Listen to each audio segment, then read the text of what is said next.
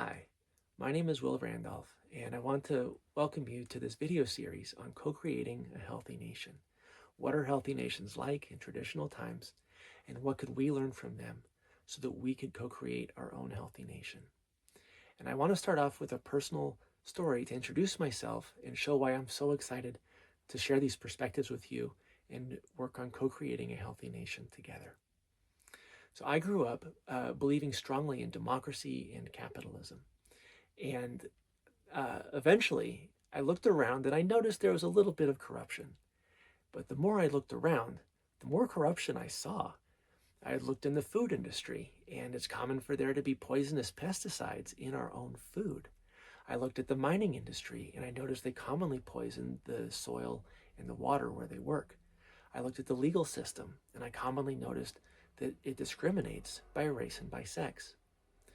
And one day, I was reading a book on the history of financial scams, and I opened it up in the middle, and I started reading a story, and I didn't notice when the story was, but I started reading about these rich bankers who decided to get even richer, and so they committed these huge financial frauds, and they made a huge amount of money, but eventually the economy crashed, and tons of people lost their jobs and lost their homes, and they went out into the street because they were really upset, and they wanted the government to help them get through this really hard time, and they wanted the government to hold the criminal bankers accountable. Well, the police came out, but they didn't go after the criminal bankers. They went after the people, and they oppressed the protesters. And I thought to myself, oh, I must have opened this book to the story about Occupy Wall Street. I remember that. But I was wrong. I had opened the book, when I kept reading, I opened the book to a story from the 1890s. And I felt really disturbed because it wasn't Occupy Wall Street, but it was the same story. And I started to wonder to myself, is this part of a cycle? Do these terrible things, the corruption and the crashes, do they just keep happening endlessly? And so I opened the book to a different story, and I went back to ancient Rome. And it was a different time, but it was basically the same thing. Rich people taking advantage of poor people. The government pretended to serve everybody, but actually protected the rich, no matter what they did to make their money. And then I got really disturbed, right? Why is it that we're trapped with this corruption for so long? And I looked around the world and I saw similar corruption and greed in every nation I looked at. I looked in India, Russia, Great Britain, right? Sexism, corruption, greed, child abuse. And I saw activists all around the world trying to confront the injustices, trying to make things right. I saw Mahatma Gandhi, right? Martin Luther King Jr. And I saw these activists who were so brave and so intelligent and hardworking. And I thought to myself, I want to do something about these problems. But what can I do that these incredible people before me haven't already done, right? Are we just destined to live this way with the endless corruption and greed? Are humans just selfish and this is just what there is? And this is where I want to share the really good news. It doesn't have to be this way. It's possible for whole nations to live without corruption, without greed, where people take care of each other as a normal way of life. There are people living this way in whole nations right now. And in the recent past, many, many more people have lived this way. And what I've learned from them is that I'm stuck in a way of life where anytime people have this way of life, there's endless corruption and greed, right? But if we could change to a different way, we could live without these problems.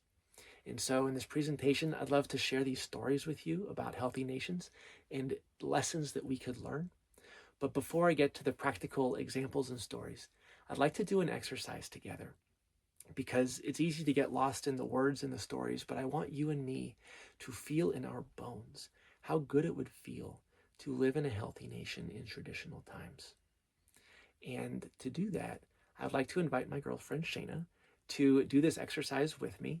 And since you can't be with me, unfortunately, in person, I'd love for you to do this exercise with me as you're watching the video. All right. Thank you for joining me, Shayna. My pleasure. And for this exercise, what I'd like to do is imagine what would a totally trustworthy person be like. If you can just have in your head someone who is totally trustworthy. In what ways would they need to be trustworthy in order to be totally trustworthy? What qualities would they need to show? And I'll start us off with one thing I always look for, and that is that they always tell the truth. Would you agree with that? Mm-hmm. Cool. So what are some other things that come to mind for you? Someone that I can count on, who's really reliable. That you can count on, right? I would agree with that. So, and I would say someone who always keeps their promises, right? Mm-hmm. Totally. So what's another thing? That they were really trustworthy all the time, you said? Yeah, totally trustworthy in every way. Could you imagine if someone only thought about themselves and they're really selfish and they don't really think about you? Would that be a trustworthy person? No. No, they wouldn't be very trustworthy, right? So acting in service, right, is a trustworthy thing. So let's add that to the list. What if someone was disrespecting you? Maybe they called you names or they mistreated you somehow. Would I just like this trustworthy person, if they're totally trustworthy, would they leave you alone and just say, hey, not my business? Or would they support you and make sure you weren't being disrespected by anybody? They'd stand up for me. They'd stand up for you, right? Great. So they'd stand for what's right. Right? They would confront any kind of injustice that they saw around them, right? Cool. Well, question for you. You talked about the reliability. Would this person keep their promises only if they felt like it or only if it was easy? Or would they keep their promises even if it was challenging or uncomfortable or scary? They'd always keep their promises even if it was challenging. Right? They would always keep their promises. So let's call that bravery and say that, yeah, they do the right thing no matter how they feel, even if it's scary or uncomfortable, right? What if someone was actually attacking you and they were hurting you or trying to steal something? Would this person be like, well, I'm glad that's not happening to me, and just turn the other way? Or would they come to your aid and protect you if you're in danger? That would be nice. I'd love that. You would love that, wouldn't you? If this person's totally trustworthy, right? They would protect you, right? So let's put that under bravery too. Another question for you. Let's say that you didn't have a job and you didn't have any money and you were broke and you were hungry and you really needed something. And you were doing your best, but it wasn't working. Would this person just say, hey, tough luck? Or would this person share their food with you and make sure that you're okay? They'd share their food. They'd share their food, right? So let's say that, let's call this generosity. And we'll say that they share, right? This totally trustworthy person in every way. And let's say they share with you. And if you tried to share back, would it be trustworthy if they said, no, I'm never taking anything? If you couldn't share back, would that be a totally trustworthy person? Or would you value that person for giving and receiving over time? Yeah, it'd be nice to have a balance, the reciprocity. The reciprocity, right? The balance. So let's say reciprocity is another aspect of a totally trustworthy person where we're giving and receiving to each other over time. Another question. No one's perfect, right? No. Nobody's perfect, right? So we all make mistakes. So if this totally trustworthy person, they could be totally trustworthy and they're still making mistakes sometimes, right? So if they make a mistake, let's say they break a promise. With this totally trustworthy person, they would take accountability, right? Mm-hmm. They would acknowledge what they did. They would apologize. They would try and make up for it. And they would commit to not doing it again, right? Mm-hmm. So let's say they take accountability.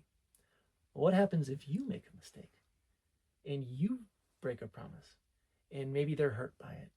Or they say, well, I'm never trusting you again. I see how you are. You're a bad person, right? Even if you try and take accountability. Or this totally trustworthy person, when you take accountability for your mistakes, would they see your personal growth? And when they realize that they could trust you again. Yeah. Right? So I would say they have compassion. They recognize that you're an imperfect person, but you're doing your best. And they would see our personal growth as we grow from our mistakes, right? Great. Well, I have a question for you. If you could imagine rumors spreading far and wide. People, some of your friends, some people you don't even know, saying things about you that aren't true. And you're starting to feel a little worried because who knows what people are believing about these rumors.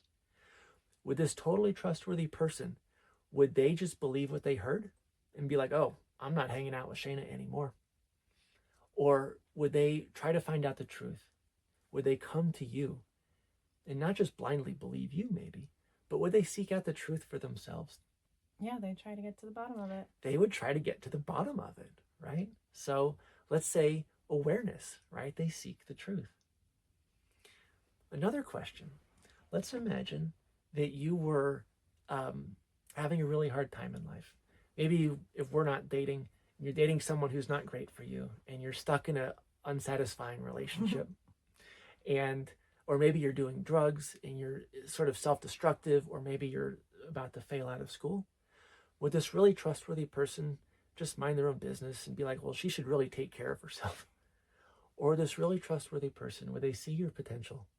They see what an amazing person you are and what a beautiful life you could have for yourself. And would they help you be your best self? Would they help you raise your self-confidence and say, hey, you could be with a great man? Or, you could have this great career or whatever, right? I would say this trustworthy person would lift you up. Absolutely. Right? And another question. Would this totally trustworthy person, would they spend their life on meaningless things? Would they just spend their life drunk all the time? Or just trying to get rich because they don't know what else to do? Or spend their life on meaningless video games all the time? No. No, right? They're living a meaningful life. Yeah. Right? So all these are beautiful things, right? And I would agree, aspects of a trustworthy person, totally trustworthy. And maybe we could think of more things, but I would say this is a good list to start with, right? Yeah. Cool. So, question for you. Let's imagine, just for the sake of argument, that you're a Christian and that this totally trustworthy person, they're a Muslim, right? So they believe in Allah and the Messenger and the Quran, and you believe in the Bible and Jesus, right? So you have very different belief systems. But imagine if you treated this other person in all of these ways, right? You kept your promises, you told the truth, you shared, you protected them. And if they did the same for you, right? They kept their promises and they shared and all these beautiful things we talked about, they seek out the truth. Could you still have total trust in each other? Yeah, totally. Right? So your beliefs are important in some ways, for sure. But in terms of whether you can deeply trust each other, it's the beliefs aren't really relevant, right? It's how we treat each other, right? Great. And if one person is white, another person is black, right? Does that really matter? No. It doesn't really matter our skin color or our sex or all these other things. What really matters in terms of whether we can trust each other is how we treat each other, right? And so I have a question for you. If you wanted to be friends with someone this trustworthy, what kind of friend would you need to be? The same. I'd have to step it up and be that to them. You'd need to be that kind of friend too, right? That trustworthy.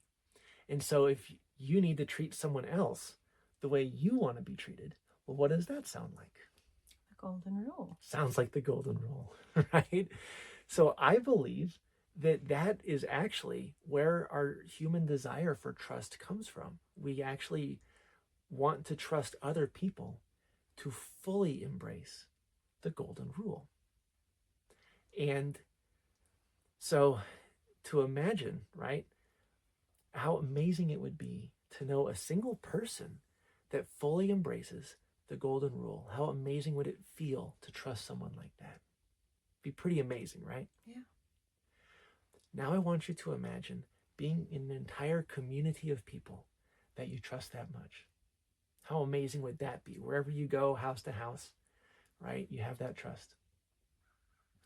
And now I want you to imagine trusting everyone in your entire nation that way, and how amazing that would feel. You leave your community and you go to another one, and you can trust the people there just as much. Well, I believe that is normal in healthy nations living in traditional times. And so in a moment, we'll go into that right now. Thank you very much for being part of this exercise with me. My pleasure. So, if our human desire to trust each other is based on the golden rule, what way of life would allow people to have deep trust in their neighbors and leaders? A way of life where everyone in the nation fully embraces the golden rule. And that means you're not just allowed to share, everyone is expected to share with each other. You're not just allowed to confront injustice, everyone is expected to confront injustice, right? And Jeanette Armstrong is an Okanagan woman, and she gave a talk and said that the realization that people and community are there to sustain you creates the most secure feeling in the world. When that happens, you're imbued with the hope that others surrounding you in your community can provide. Right? The Okanagans are a healthy nation living in Northwest North America, and she described this way of life that people were able to have within 2 generations ago. Right? So this isn't just an ancient thing. This is something people are able to live right now or in recent times. And when she describes that most secure feeling in the world, I believe that's comparable to that feeling of deep trust we just talked about with that exercise of being able to trust the people around us, right? When we realize that people in community are there to sustain you. So, pretty soon, I'd love to give tons of examples and stories, but let's talk about the real basics, right? I have studied dozens of healthy nations living in traditional times, and they have different languages, different food, different clothing, all kinds of differences. But when you really look deep, I believe there are a few things they all have in common that allow them to live in a beautiful way within the nation. And so, what is this way of life? What are the real basics that allow people to live with the golden rule? Well, one is that everyone ensures that the laws work for everyone. Solidarity and mutual aid are normal, and everyone is expected to protect and share with each other. And everyone is expected to confront injustice so that justice becomes normal. And the leaders are fully accountable, right? So examples of these nations would be the Ashaninka, the Apache, and the Potawatomi. I got to spend time with the Ashaninka in 2015, and they're still able to live this way right now. And I got to see what this is like with my own eyes. The Apache and the Potawatomi haven't been able to live this way for about 150 years, and we'll go into that a little bit later. But there are still people from these nations alive today carrying on this traditional wisdom and memory of what that time was like and embracing as much of that wisdom as they can now. And if we're willing to listen, they can show us what this beautiful way of life is like. So these people, healthy nations, are also called Indian or Native or Indigenous people. In Canada, they're called First Nations, and in Australia, they're called Aborigines. And I also call them free nations when they're able to live in traditional times. So if there's this whole way of life where people treat each other respectfully and share with each other and protect each other, how come there's this other way of life that I'm part of, and probably you too, with all the endless corruption and the greed? Well, let's talk about unhealthy nations, right? If we look at unhealthy nations like India or Ecuador or the United States, they have their differences, different skin color, different political systems, right? Different religions. But there are a few basics that they all have in common. This way of life that always yields endless corruption and greed and racism and sexism. Anytime this way of life exists, all those other problems exist too. So what are the basics of this way of life that are so problematic? Well, one, a few people choose the laws and choose how they're enforced, and everyone else obeys, right? It could be a king making the law and everyone obeys. It could be that people vote and then corrupt politicians make the laws and everyone obeys. But one way or another, this is how it works. And we are not allowed to enforce the laws that we obey, right? It's the police's job to enforce the law, but they have to follow orders too, right? And since I'm not allowed to enforce the law I live by, I am forbidden from confronting injustice. I can write letters to the newspaper, I can walk around with signs, but I cannot personally intervene to confront injustice. And that means that in unhealthy nations, it is illegal to fully embrace the golden rule. I'm not allowed to enforce the laws that I live by, right? So examples of nations with this way of life are Russia, Sweden, the United States, and Japan. And I also call these nations civilized nations or unfree nations. So, and this gets to the heart of what freedom means, right? Freedom doesn't mean you can do whatever you want. That's the selfish perspective of freedom. Freedom is a way of life when everyone in a nation shares with each other so that sharing is normal. Freedom is a way of life where everyone takes responsibility to confront injustice so that justice is normal, right? Freedom is a way of life based on the golden rule. And so what I'd like to do in this first session is offer a survey. What is this way of life like that's so beautiful? And what could we learn from it? What practical things could you and I learn that could help us make this our way of life?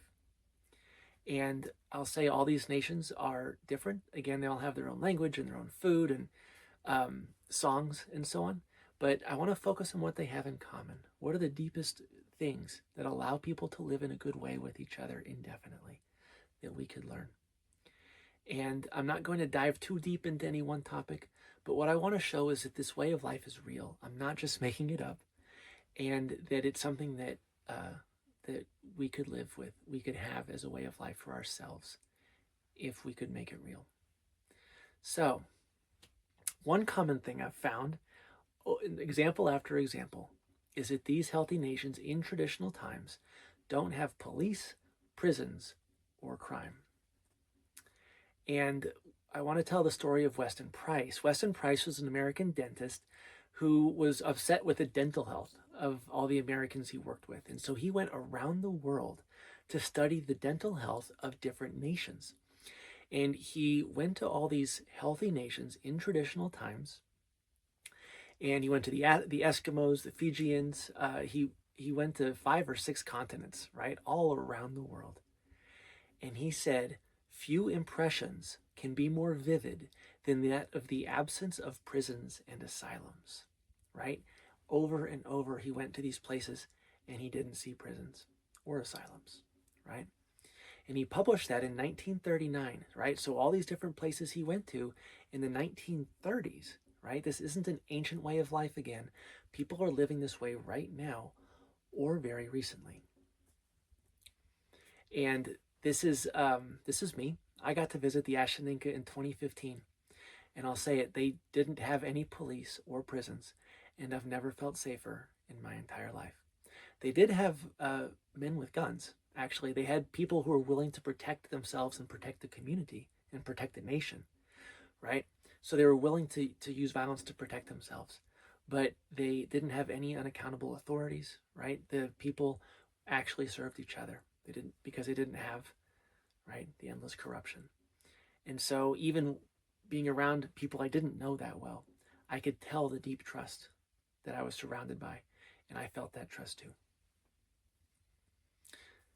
So Benjamin Franklin was one of the founders of the United States, and back in the 1700s, there were many healthy nations living in a traditional way in Eastern North America.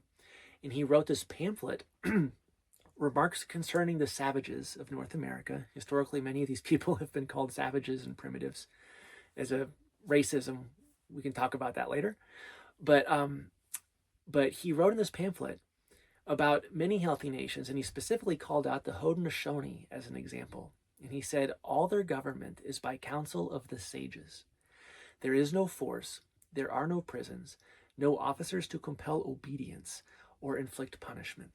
Right? So the word sage means wise. So counsel of the sages, he was saying their government is by counsel of the wise people. And he said there are no prisons. And when he said there are no officers to compel obedience or inflict punishment, he's saying there's no police, right? No police, no prisons. And when he says there's no force, I think it means they didn't force each other to submit to these laws by corrupt political leaders, right? Because they had the wise people running in their councils.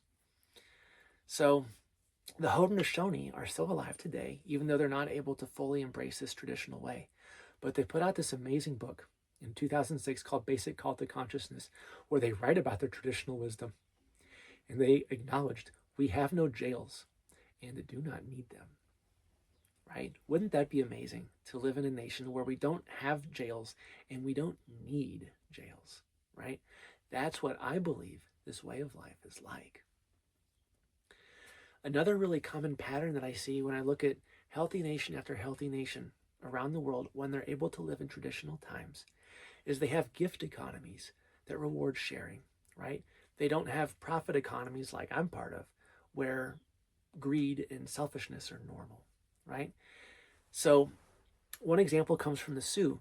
Ohiyesa was a Dakota Sioux man who was alive in the late 1800s and early 1900s, and he actually grew up in a traditional way before eventually integrating with the United States. And he described that traditional way of life in a book in 1915, and he said, during the summer, when nature is at her best and provides abundantly for the Indian, it seems to me that no life is happier than his. Food is free, lodging free, everything free. All were alike rich in the summer, and again, all were alike poor in the winter and early spring. All right? So when he says that all were alike rich in the summer and all were alike poor in the winter and early spring, it's because they share. So everyone's wealth rises and falls together. Right? A way of life based on the golden rule. And that's not the only example I found. Nancy Baskett is a woman of Cherokee descent, and I got to interview her in 2023. And she said, referring to traditional times, if we all had a lot, everybody had a lot. If there wasn't a whole lot, then no one had a whole lot, right? Once again, everyone's wealth rises and falls together because we're sharing, because we have a way of life based on the golden rule. So my question is, how do you have a way of life where sharing is normal? Well, one common thing is that these people talk about avoiding selfishness at all costs, seeing selfishness as a threat to their way of life. In the Haudenosaunee, some of the collection of writers put out the book Basic Call to Consciousness, and in it they said, the Haudenosaunee have no concept of private property. That idea would destroy our culture, which requires that every individual live in service to the spiritual ways in the people. That idea, property, would produce slavery. And they go on and talk about other unhelpful consequences, but they recognized that if everyone's focused on just taking care of myself and building up my own stash of stuff, well, of course we're going to have a few rich and a lot of poor. Of course we're going to have slavery where people are begging for a chance to serve someone with money, which is what getting a job is, right? And so they avoided that intentionally. They saw that that was not a way of life they wanted. And so while they were able to live in traditional times, they maintained this way of life based on sharing and avoided selfishness. And again, they're not the only ones. Robin Kimmerer is a Potawatomi woman who put out a book in 2015 called Braiding Sweetgrass. And she described the traditional Potawatomi perspective, which sounds quite similar. She said, in the old times, individuals who endangered the community by taking too much for themselves were first counseled, then ostracized, and if the greed continued, they were eventually banished, right? So moments of selfishness can happen, right? Maybe I have an argument with somebody, or I'm feeling alone, and maybe I'm scared, and I start to think about myself, right? So a moment of selfishness doesn't get you kicked out, right? She talks about first you're counseled. How can we help you feel comfortable sharing? How can we help you resolve any conflicts? Like, what's going on, right? But only if you insist on your greed, if you insist on your selfishness, well, then they'll be like, I don't want to be around you, right? They'll ostracize. And then if you're still insisting on your selfishness, if the greed continued, then they were banished, right? So we would love to be in community with you. We would love to share. But if you're going to insist on selfishness, we're going to ask you to leave. And one way or another, we're going to have a community where sharing is normal, right? So another common theme I find is a very strong emphasis on integrity. And S.M. Barrett was an American who interviewed the Apache leader Geronimo in the early 1900s. And he put out this book that ended up being like a biography based on all these interviews. And it took him a long time to do these interviews. And so he got to know Geronimo really well. And he said this about Geronimo. He said, when he once gives his word, nothing will turn him from fulfilling his promise. Right? And this is an Apache leader from the late 1800s. And I thought to myself as I read this, how many politicians do I know that I trust this totally? How many politicians do you know that you trust this totally? Right? When he once gives his word, nothing will turn him from fulfilling his promise. Right? It's a different way of life, and it's real. Right? Geronimo, it turns out this integrity wasn't unique to him. It's not like it's just the leaders that have this level of honesty, right, or reliability. He described a system of resolving disputes that they have in traditional Apache, and he said, when resolving disputes, the witnesses are not placed under oath because it is not believed that they will give false testimony.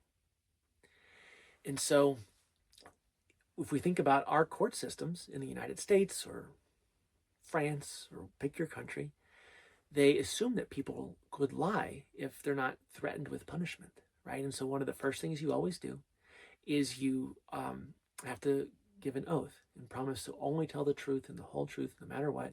And if you break that promise, you could go to jail for a long time, right? But Geronimo is saying that among the traditional Apache, they didn't need all that because honesty was already a baseline expectation, and it was so normal that they didn't even think they needed more than that. And I want to offer a side note. You know, a lot of these nations will I'll share these stories of them being kind to outsiders, and often they have been kind, and they haven't always, right? And Geronimo said, I considered it okay to maybe steal from an outsider or someone that I didn't trust, right? But he said, once people are invited in, once you're an acknowledged guest or a resident, or if you're a full-time Apache person, then you're treated in this way, right? So they're not these people in these healthy nations during traditional times. They're not always kind to outsiders. Often they have been. But the distinction is that once you're allowed in, either as a guest or a visitor or as a resident, once you're allowed in, this way of life applies to you, and these expectations apply too, right? So another example of integrity comes from me when I got to visit the Ashaninka. And I'm not going to read my own quote here. I'll just tell you the story. The man who invited me in told me before he was an Englishman who had visited them for decades every year, right? They were a really important part of his life. And he said to me, these are some of the most generous people you will have ever met in your life, and you will wish you had things to give them. And I took his word for it. So I was in Peru at the time. And so I went to this Peruvian town, and boy, I cleaned out one of their markets. I filled this big sack full of knives, sewing equipment, needles and thread and fabric, fishing gear, right? Everything I could think of that they might need. And I felt like Santa Claus at the end with this big sack of stuff I was happy to share with these people I hadn't even met yet, right? So I get into this, the first village. They had this collection of villages over this spread out area, but I got to the first village and I was told, oh, you can go put your sack over in that little home over there. And so I did. And the home didn't have locks on it. It didn't have doors on it, right? There was no security at all.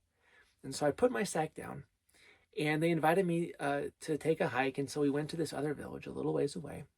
And I ended up not coming back for 2 weeks. And eventually, me and my friend and some Ashaninka that I met came with me back to that initial village so that I could get the gifts and hand them out. And that bag of gifts was exactly as I had left it, right? These people did not take or touch it at all. And that wasn't the only example. They were totally honest in every way during my entire stay. And I'm not the only one to notice this pattern. Weston Price one of the places he went to was Australia, and he described these interactions with the Australian Aborigines, and he didn't mention the name of the nation here, but he says, and this is a quote from his book, almost every person who had been in intimate contact with them testified that they had never known any of the Aborigines to be guilty of the theft of anything.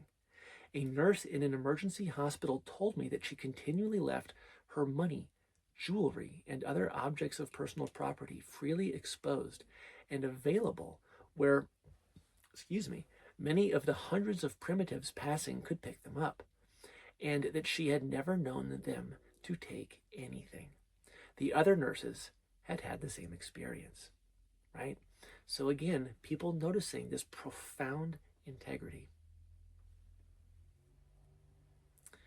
Now, another interesting kind of story I found showed me that maybe this really is a really different way of life, right? They're not just people like me living in a similar way with different clothes and beliefs, right? There's something really different going on here. And one of these stories, or kinds of stories, is that some colonists actually ran away to live with healthy nations. And one example comes from a man named Cadwallader Colden, who said in 1699 that he actually got to witness a prisoner exchange between the Haudenosaunee and the French, right? So French colonists in North America fought a war with the Haudenosaunee, and they both took prisoners of war from the other side. And then when the war ended, they all got together and they exchanged the prisoners, right? So the Haudenosaunee prisoners that were stuck with the French, when they got out of prison, boy, they came running back with tears of joy, right? When it was the French prisoners with the Haudenosaunee, when it was their turn to leave, they didn't want to go. Cadwallader Colden said, notwithstanding the French commissioners took all the pains possible to carry home the French that were prisoners with the Haudenosaunee, and they had full liberty from the Indians, few of them could be persuaded to return. And this has been found true on many other occasions, right? Like I said a moment ago, once you're within the nation, within this way of life, it applies to you. And again, Cadwallader Colden wasn't the only person to notice this. Benjamin Franklin said, again describing healthy nations of Eastern North America, no European who has tasted Indian life can afterwards bear to live in our societies. Right? This is not a one-off thing. This is a repeated thing. People noticed that there's a different way of life going on over there. And I think they didn't always know what was special about it, but people did notice it. So one of the most amazing stories I've found actually comes from a very tragic story when greed encounters generosity. This next example comes from Christopher Columbus himself. He kept an official ship's log, and the ship's log, he took notes, right? And it was destined for the King and Queen of Spain, right? When he got back to Europe, he was going to hand them the ship's log. So he wrote this to the King and Queen of Spain from the Caribbean, while he and his men, the sailors he came over with, were receiving the hospitality of the Arawaks. So on October 12th, 1492, he wrote in his journal, they became so much our friends that it was a marvel. They traded and gave everything they had with goodwill, right? He mentions trading, but he says they give. They give everything they had with goodwill, right? Marvelous friends. In November 1492, he says, they are very gentle and without knowledge of what is evil, nor do they murder or steal, right? They don't steal, they don't murder. Sounds like a way of life based on the golden rule, right? Without knowledge of what is evil. And in December of 1492, he wrote in his ship's log, I assure your highnesses that I believe that in all the world there is no better people nor better country. They love their neighbors as themselves, and they have the sweetest talk in the world, and are gentle and always laughing. Right? This sounds really lovely, right? But notice the part that I bolded. They love their neighbors as themselves. What does that sound like? It sounds like the golden rule, right? To treat others the way you want to be treated. So even Christopher Columbus, when he got to the Arawaks, he noticed this way of life. And tragically, he was really firmly stuck in the greed that he came with. But and so his arrival was the beginning of a huge wave of European colonialism and enslavement in the Americas. But I want to bring up something here. The Arawaks, he talks about how gentle they are and sweet, but it doesn't mean they're peaceniks, right? They're not like into nonviolence, right? They're very willing to protect themselves. And one example is that um, when when Christopher Columbus had his first voyage, he replenished his supplies with the Arawaks' help, and then he sailed around a little bit with his men, and they ended up leaving a garrison, a fortress behind on one of the islands, and they left 40 people, 40 Europeans behind, while Christopher Columbus went with the rest of his men back to Europe to get more supplies and to build an army. So that group of 40 men that he left behind acted very rudely, right? They would roam around that island. They would kidnap women and children and force them to work for them and do other terrible things. And when Christopher Columbus came back on his second voyage, he found that the Arawaks had killed all 40 of those sailors that Christopher Columbus had left behind, right? So these people were very willing to protect themselves and stand up for each other. And they did stand up to Christopher Columbus when he came back. Unfortunately, they weren't able to defeat the military force that he brought with him. But I want to just point out that they didn't just roll over, right? They did stand up to protect themselves. And another common pattern that I find in every healthy nation, right, with this way of life in traditional times, is a mutually beneficial relationship with the earth. Robin Kimmerer, in her book Braiding Sweetgrass, talks about these traditional Mohawk and Potawatomi basket makers. And she says that the black ash tree is used for this basket making, and wherever the basket makers live, there are more black ash trees. And when people stop making the baskets, in those regions where they have stopped making the baskets, there are fewer trees, right? Because these traditional basket makers know how to harvest the trees respectfully that they use. And that this remains true today, right? These Mohawk and Potawatomi people are still living this wisdom today. And what this shows is that as people, we don't just have to take, right? Human beings don't just take from the natural environment around us. We can serve it, right? Even while these basket makers took trees, overall, there were more black ash because the people were there, even while they took some for their needs, right? So that overall, humans can be a benefit to the non-human world. And another example of this comes from the Jenu Kuruba, who are a healthy nation in India. And I'll tell their story, a quick version. They have lived in one region for a long time. And the Indian government has been trying to kick them off of their land, supposedly for conservation efforts, right? They have one of the highest populations of tigers anywhere in India, right? Endangered animal. And the government is saying, we want to kick you off the land so that we can protect the tigers. In reality, every time the government has kicked people off their land, tourist companies and mining companies have come on the land. And so it's not really about conservation, but that's the cover story, right? So this quote from the Jenu Kuruba person, this person named Tima, said, "We ask the Forest Department of India, since we worship the tigers, snakes, peacocks, and the spirits of the forest, who do you think will take care of the forest better? Us who worship the animals, or you who see the animals as wild and are frightened of them?" Right? Why does where the Jenu Kuruba live, they have the highest population of tigers anywhere in India? And it's not an accident. It's because they worship the tigers. Well, what does it mean to worship a tiger? How do you worship a peacock? Isn't that some pagan behavior? Well, Nancy Baskett clarified this for me. And she said that to worship means to respect. And so when they say they worship the tigers and the peacocks and the spirits of the forest, what they're saying is they respect the tigers. They respect the peacocks and the spirits and all the beings they live with, right? It means that in a really basic way, they take those animals, other animals' needs into account. They take the plants' needs into account in the way that they live so that there's room for everybody to thrive. And so, what way of life would allow people to live in a way that benefits the earth, right? What way of life would allow people to live in a way that people benefit each other?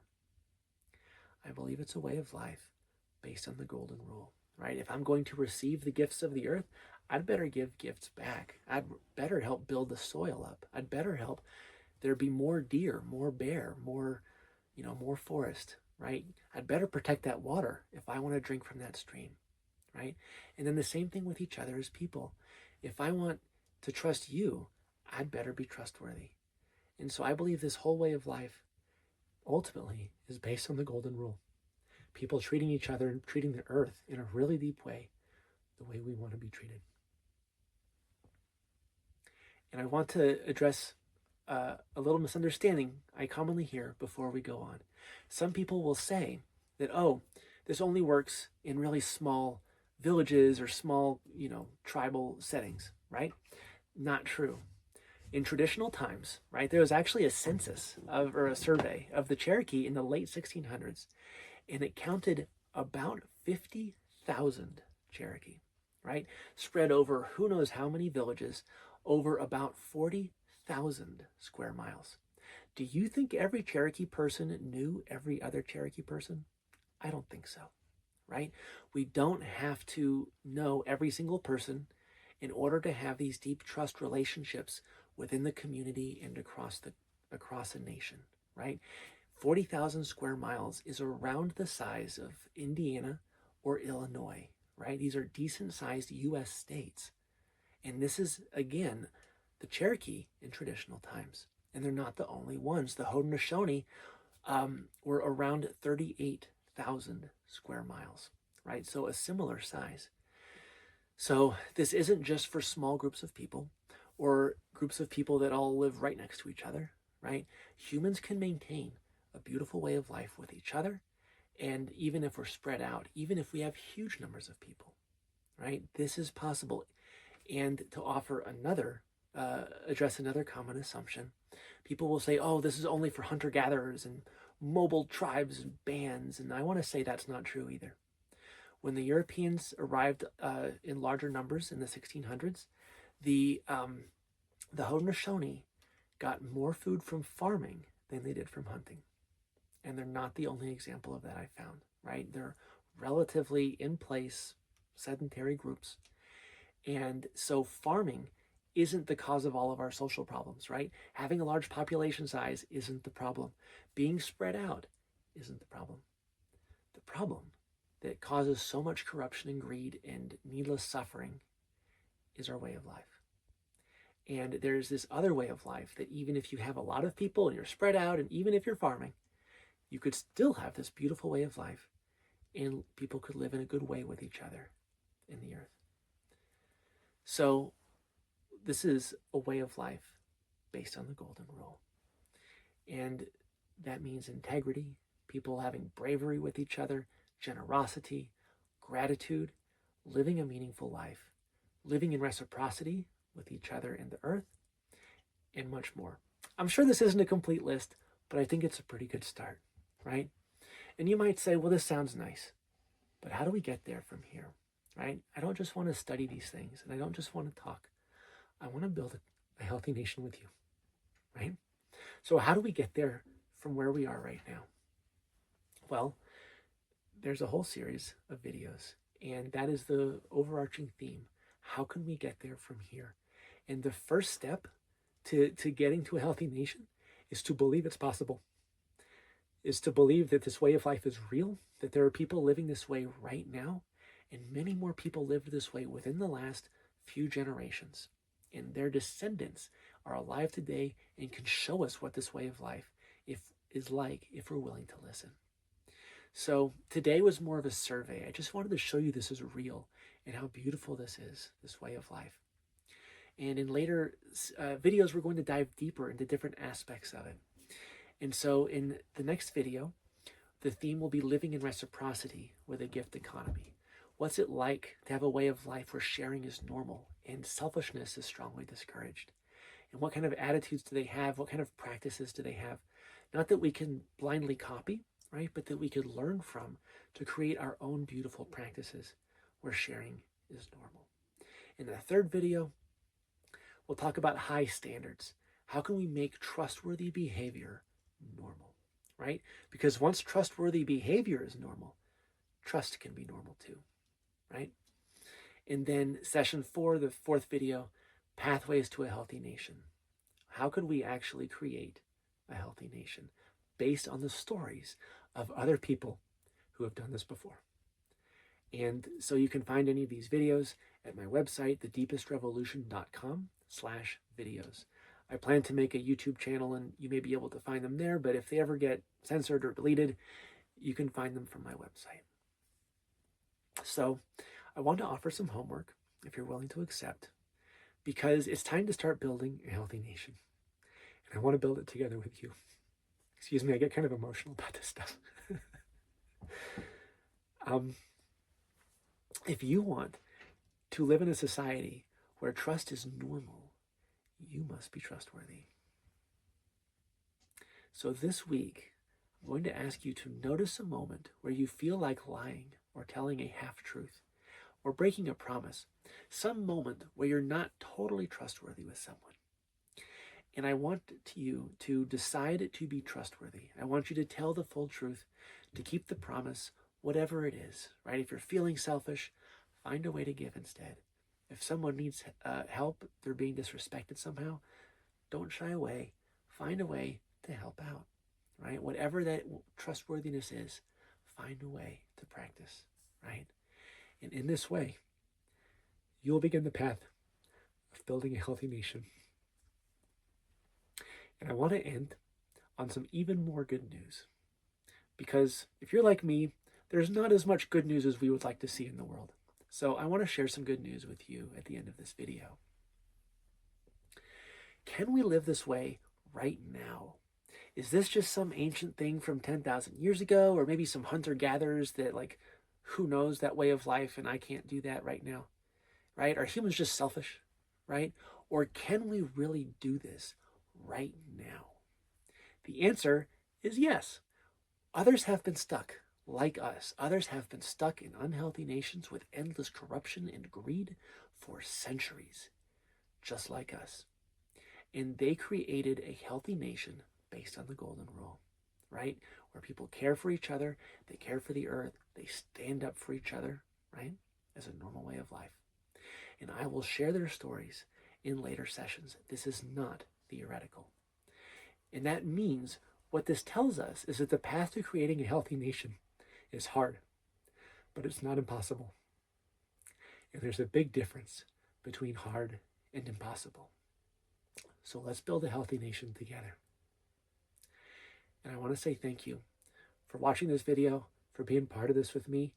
I welcome you to check out the rest and hear more about healthy nations, these common patterns that I've found in the deep lessons that people like me, people like you could learn that would help us begin this path of building a healthy nation together. So if you'd like to reach out and contact me, I'd love to hear from you. You can reach out at my website, thedeepestrevolution.com/contact. If you'd like to learn more, these examples that I shared, almost all of them came from my book, The Deepest Revolution, which is a free download, or there's a physical version you can buy too, and it's available at thedeepestrevolution.com. And then finally, if you'd like to see more of these videos, you can find them at my website, thedeepestrevolution.com/videos. Thank you very much.